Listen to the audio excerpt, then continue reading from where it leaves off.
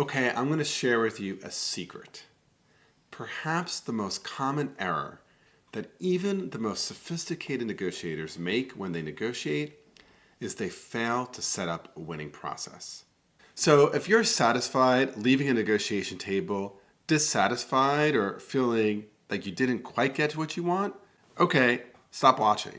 But if you want to make sure all of your interests are met and you've gotten maximum volume, then stay tuned.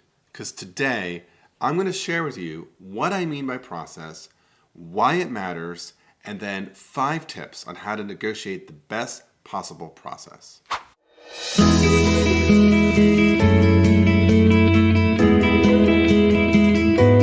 I'm Bob Bordone. I'm a senior fellow at Harvard Law School. I'm the founder and former director of Harvard Law School's Negotiation and Mediation Clinical Program. I taught negotiation, conflict resolution, mediation, and many other courses at Harvard Law School for more than 2 decades, and I'm a founder and principal of the Cambridge Negotiation Institute. First, what do I mean by process? So process is different from substance. Substance in negotiation is the deal terms, like what is my salary, what is the price point, what are the covenants, what are the warranties, what are the tariffs, etc., etc., etc. Process is the how of how you negotiate. In other words, process is the agenda setting. What do we talk about first, second, or third? And here's what we know. Process in negotiation will drive results. So let me give you a real, if somewhat dated example. Think about the 2016 presidential election. So Hillary Clinton versus Donald Trump. At the end of that election, Hillary Clinton has 3 million more votes than Donald Trump. But who is the president of the United States? Donald Trump. Is that because he stole the election? No, he did not. It is because the process was basically not who got the most votes, but who won the most electoral votes. Process drive results.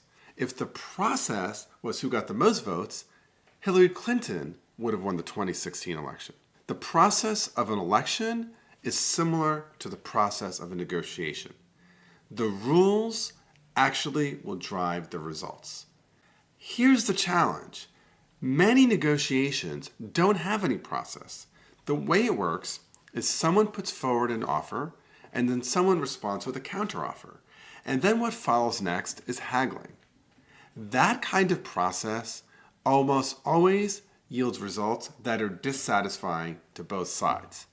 And to the degree it works for one side, it's simply because they had more power. And even for that side, usually there's less value claimed than was available. So, here are the 5 tips for how you can negotiate a process that yields you the results you want and that allows you to create as much possible value in that negotiation. Step number 1.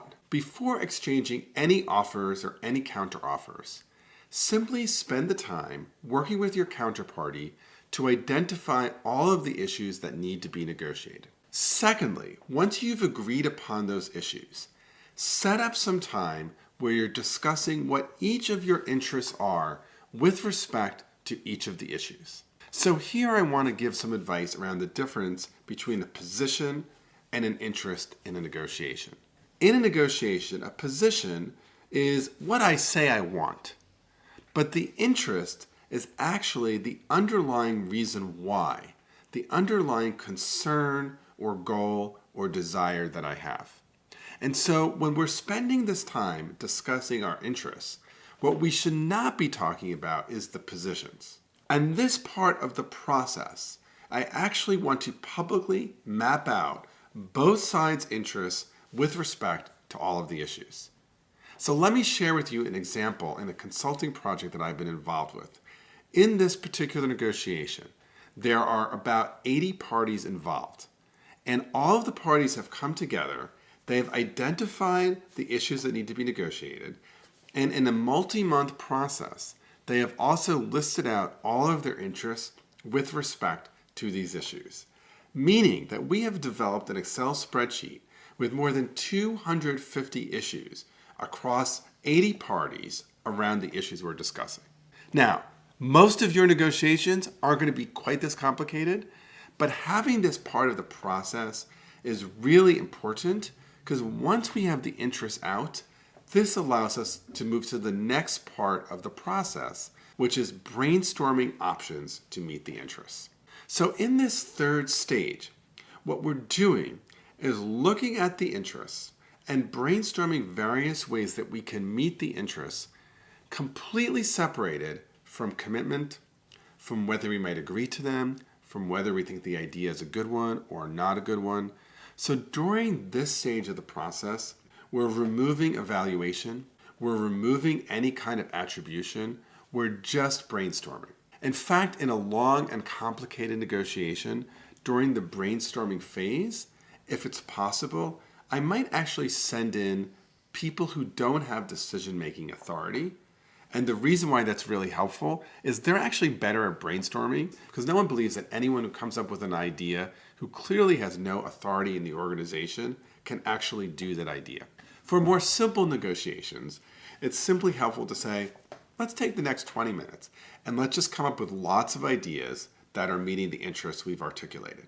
The fourth step, once we have all of these options, we obviously have to choose among them. And that's when I want to identify criteria or standards of legitimacy to help us choose which of the options is most appropriate. So when I say criteria or standards of legitimacy, what am I talking about here? What I'm suggesting is that we want to look to some third-party standard to help us decide what the correct or better or most fair and appropriate option might be.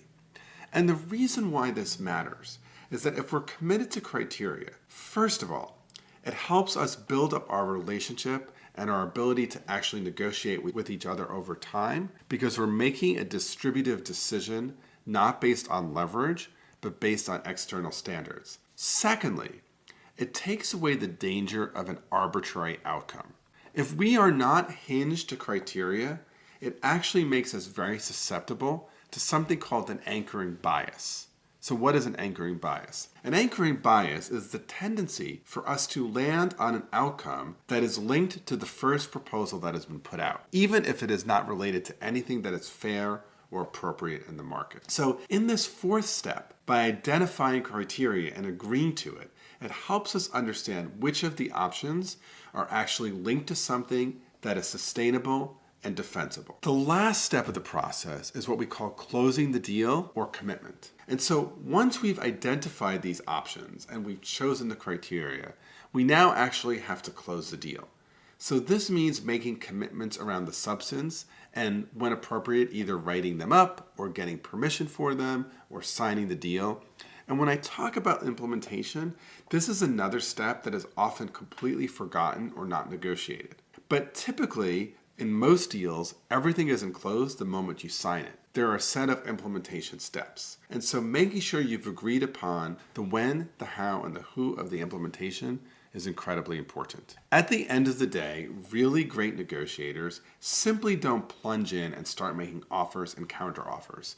Instead, they understand that negotiating the process will make the difference between whether they get a deal that deeply meets their interests, that's sustainable, that's creative, and that's based on fair criteria.